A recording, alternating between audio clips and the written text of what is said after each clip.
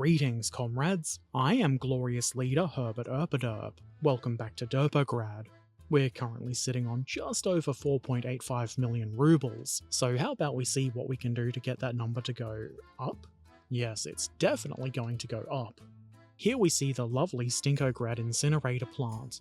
All we're getting from this is smoke and ash, neither of which really have a lot of value. So I decided to make an expensive change and replace it with a power generating incinerator. I would have started with one of those, but it just didn't occur to me. So now I have to find somebody to blame for this expensive change. Unless of course it turns out to be worthwhile. Before demolition begins, I re-evaluated the diggers that I equipped the demolition office with.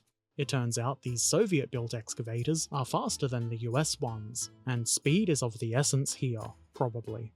It's just another thing that wasn't really thought about by whoever it is I'm blaming this on. With the new excavators bought, with rubles of course, the demolition can begin.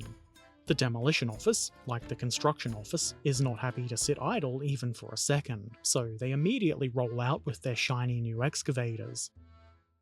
These are the fastest working excavators, but the task will still take over a month, and we know for sure that they are working as hard and as fast as they can with no breaks.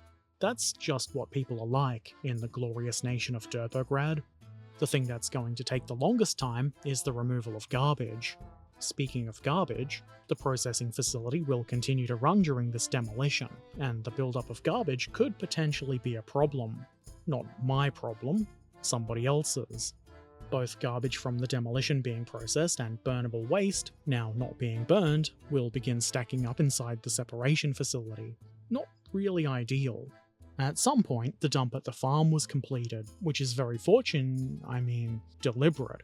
It was deliberate and planned by me, the great leader Herbert Erpaderp. Ash will temporarily not be being produced, so I took the truck that was hauling away the ash and gave it instructions to transport the waste ready for burning over to the dump for storage. It seemed like a sensible plan, and as long as we don't produce more than 80 tons of waste, it should be fine. The demolition is not exactly speedy, but it is kind of satisfying watching the workers work. Yes, they're working. That's what they're doing. I will admit that I don't see the value in working on the scaffolding like this. I don't see why it needs to be hammered and blowtorched or whatever. Obviously, they know their jobs, and that's why they were hired, for their knowledge and skill, so I won't interfere with their business. Even as the excavators finish and leave the job site, you might think those piles of garbage that still need to be hauled away look quite large. It is a bit deceptive though. A lot of that is metal and construction waste, which the separation facilities should, believe it or not, separate. Surely that small 80-ton facility won't fill up. Surely. Don't call me Shirley! Ha ha ha. We can't just sit here all day watching the trucks haul garbage away, though I am the great leader, and who's going to stop me? Well, me. I'm a great leader, so I have to make leadership decisions, like continuing the prefab panel exports, which, well, they are exports. We're getting something from it. I also, at some point, gave the train with the hopper wagons new orders to collect iron for export. Sure, it is an important resource, but it won't be doing us much good just sitting there in the storage facility. For 2 wagons of iron, we get a whopping 2,111 rubles. I deserve praise for this glorious boon to our mighty economy.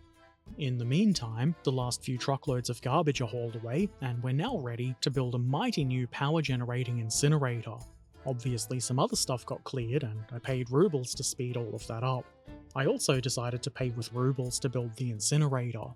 I felt like it was of enough importance to the nation to get it done fast, and as fast and strong as our mighty construction office is, we just can't be without our smoke and ash for that kind of time. It turns out that the small dump here did, in fact, fill up to 80 tons. The problem didn't quite get severe enough that any punishments need to be given out, yet. All this garbage can now be hauled back down to the regular dump and processed. And this is almost entirely burnable waste, but it probably won't hurt anything to run it through the separation process again. Using a single truck to move 80 tons of garbage is going to take a long time, but the driver is more than happy to continuously drive back and forth for as many days or weeks or even months as it may take.